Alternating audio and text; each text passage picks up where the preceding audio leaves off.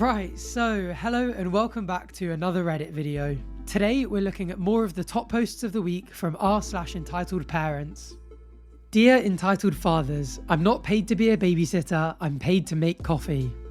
I've mentioned in a few prior posts that I work at a small coffee shop, and I don't think I really need to explain that working retail and fast food is a hell in of itself. I'm lucky that the store isn't in a very populated area and that it's inside of a 7-Eleven, so most customers are heading there instead of the coffee shop. However, even though I have it pretty well, that doesn't mean I'm exempt from having bad customers. One of them I'd like to talk about today because I'm absolutely fed up with them. So I'll make this rundown short. I have one customer who comes in every Saturday and orders a large order of sandwiches and donuts. He usually comes in during a rush, and because he orders such a large amount of food when everyone else wants food, it causes the line to be slowed down, which is a major inconvenience for not just the customers in line, but for us as well, as we only have one oven that can make 2 sandwiches at once. So yeah, it's a bit of an inconvenience for us, so what? Why am I making a Reddit post about this guy just for inconveniencing me and my co-workers? Well, there's more. Did I mention that he brings his 3 kids in whenever he comes? His 3 very young kids, the eldest of whom is likely 8 and the youngest around 4. Did I mention that this man, this father, leaves his kids right by the side of the store while he runs off to do errands and tells the employee making his food to watch them? Yeah, this guy straight up leaves his kids for me and my co-workers to take care of while he runs off and does some shopping on his own. Let me paint this picture for you. A grown man leaves his 3 young kids in the care of a fast food worker who is not only busy making his and others' food, but also has to deal with an onslaught of orders and a line of customers. Now, to be fair, the kids aren't that bad. Well, not that bad when they're separated. He usually comes in with either 1 or 2 of them at a time, where they usually just sit down on the floor or stand around. It's when he brings in all 3 that things go to shit, because then they fight. A lot. There was one instance a few months ago when he left all 3 kids and went to 7-Eleven to grab some drinks, probably some milk and cigarettes, wink wink, and the kids became a little rowdy. My co-worker, who was making their food at the time, was obviously too busy to be looking after the kids because there was a long line and a ton of sandwich orders. One thing leads to another, and within a matter of seconds, the youngest child is on the floor crying her eyes out after being pushed by one of her older siblings. Instead of the father being mad at the older sibling for, inciting anarchy, he turns to my co-worker and begins verbally berating her because she wasn't looking after his kids. All the while, his young daughter was still crying on the floor. Parent of the year, everyone. Oh my goodness, not only is this ridiculously entitled to just expect babysitting services from coffee shop employees, but it's also such terrible parenting. You can't just abandon your kids in public like that. Next time he does it, they should charge him a childcare fee and be like, pay it or we'll tell the police you're neglecting your children. They'll either double their wage or never have to see him again. Win-win. My mother wants my brother evicted and tries to call the police to do so. So for a bit of backstory, my mother has had a difficult time showing respect to my brother and seems to hate him for no particular reason. After instigating and trying to punch him back in October, she was met to him trying to subdue her and accidentally breaking her arm because she has weak bones and possibly undiagnosed osteopenia.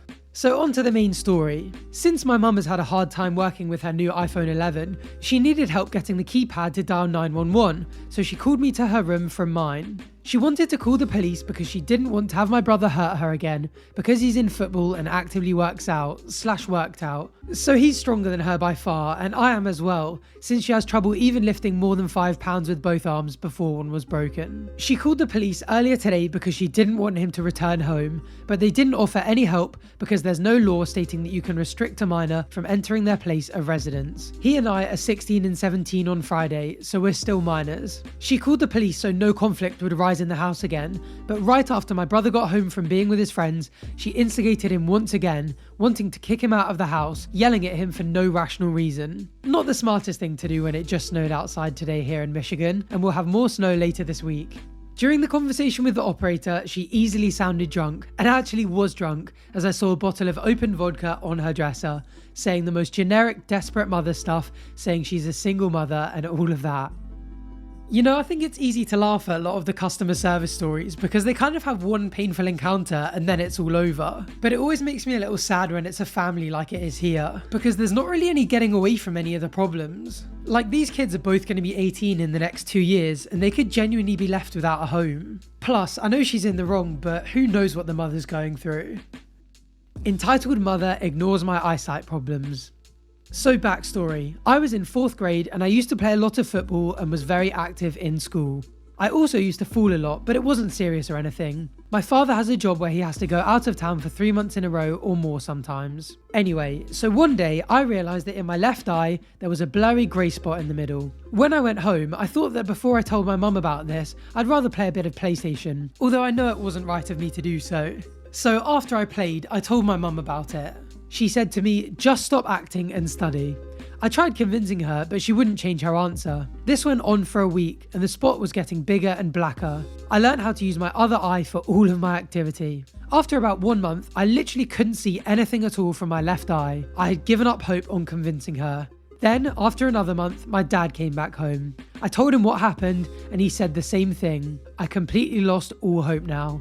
After a week or two, we went to visit our closest family friends. I told their daughter what had happened because we were pretty close, and she told her parents, who told mine to show me to a doctor. Finally, we went the next day, and when they found out what happened, they told my parents to admit me to a hospital. Now, after some tests and scans, they concluded that I had optic neuritis. This is a rare condition where the optical nerve gets swollen and cannot pass information to the brain, as far as I can remember. They did apologise to me, but also said that it was partly my fault for getting injured a lot.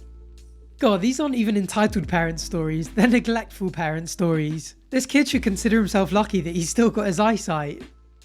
Entitled mother in McDonald's drive-thru.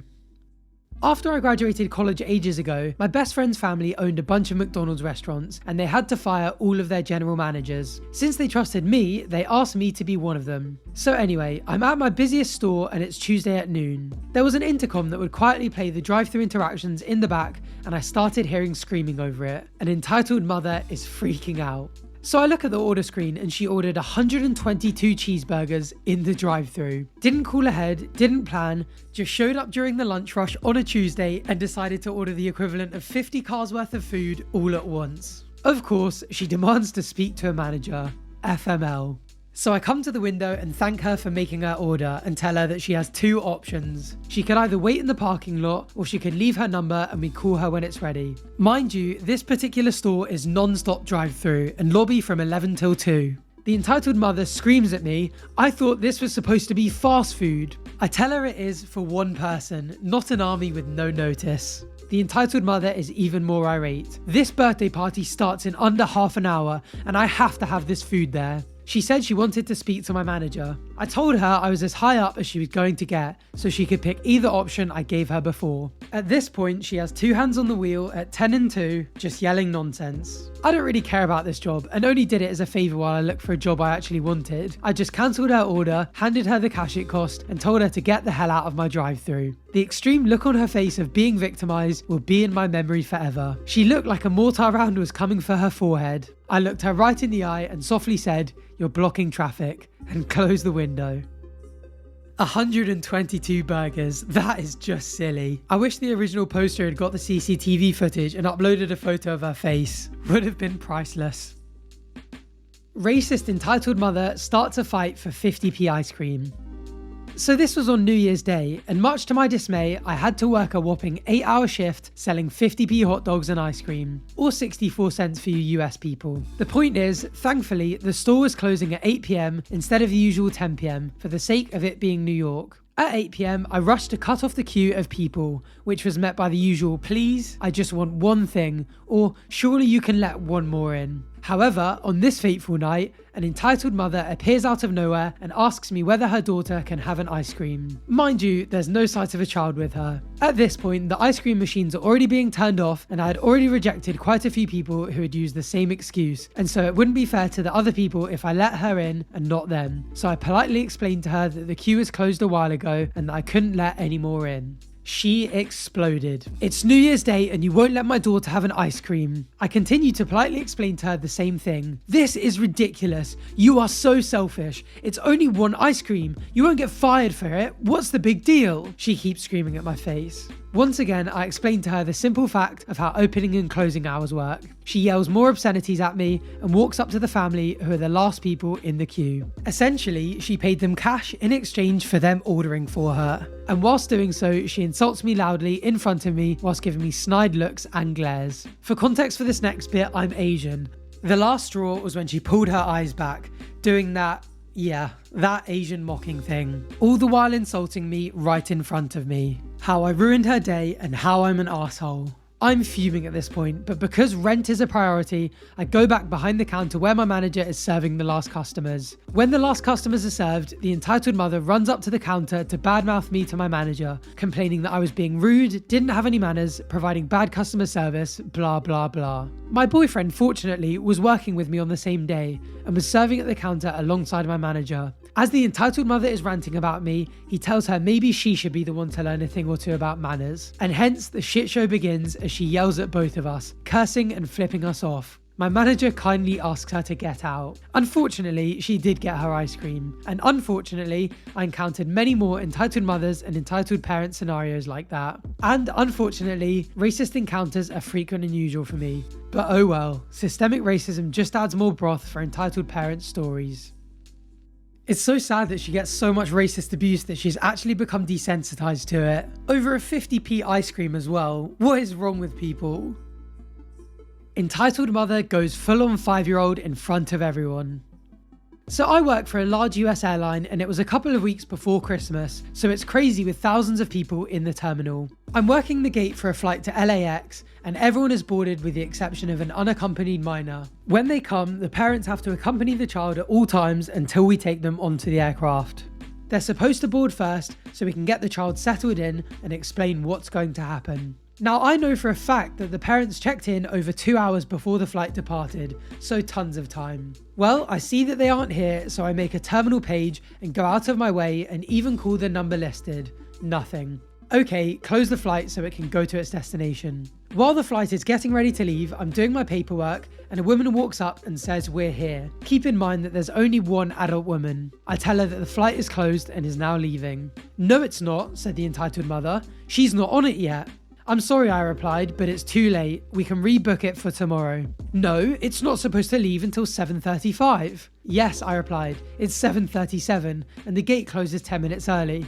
7:35 is when it leaves the gate. We'll call it back. She has to be on that flight. At this point, I smell the alcohol on her breath. I'm sorry, we held it as long as possible and it had to leave. I'll be happy to book it for tomorrow.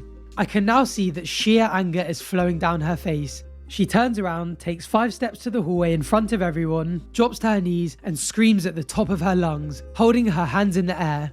Total Platoon movie moment. Everyone is looking at her now. I'm documenting what she's doing to cover our rear ends, fully knowing this is not normal behaviour for LAX. At this time, her wife and the child shows up and she throws me under the bus. She won't let you on the aircraft to see your grandma, says the entitled mother. At this time, the child is crying and the original mother is just laying into me, swearing every word under the sun. I hope you feel good that you're not letting her go to Disney now. I'm sorry, I replied, but you were here over 2 hours ago. We told you that she's boarded first and when boarding started. Would you like me to rebook for tomorrow? The other mum kicks in. Please do that for tomorrow. And what time is it? Same time, I said. I give them all the usual stuff they need and say do the same process you did today and send them on their way. The next day, I'm at the gate and I'm in plain clothes as I'm taking a trip today. I see the same entitled mother come to the gate counter and demanded to know who her daughter is going to be sitting next to. The agents say we're not allowed to give that out, but she wouldn't hear that. I finally step up and say she's sitting next to me, right by the other flight attendants, so we can watch them. We have specific places for minors for this reason. She realizes that she's not going to get anywhere, so the child boards. The rest of the flight gets on and I get upgraded to first class and all is well. We arrive in LAX and I see the grandmother there to pick up the child and apologise to her for being a day late and hope that doesn't ruin her Disney vacation. She's all happy and says, oh, it's all good, we aren't going till the following day. It was going to be grandparents bonding time. She thanks me for being concerned and off she goes. What are the chances that she'd be on the same flight as the girl the very next day? Maybe a little too high to be believable, but we've seen plenty of encounters like this on my main channel, so I think at least some of this story might be true. But then again, it is Reddit, so who knows? Either way, it makes me appreciate that my mum used to get us to the airport at least 3 hours before the flight every single time as a kid. Anyway, that is unfortunately all we have time for today. If you enjoyed this video and you want to make sure you catch the next one, make sure you're subscribed down below so you don't miss out. Thank you for watching and listening, and hopefully I'll see you next time. Bye for now.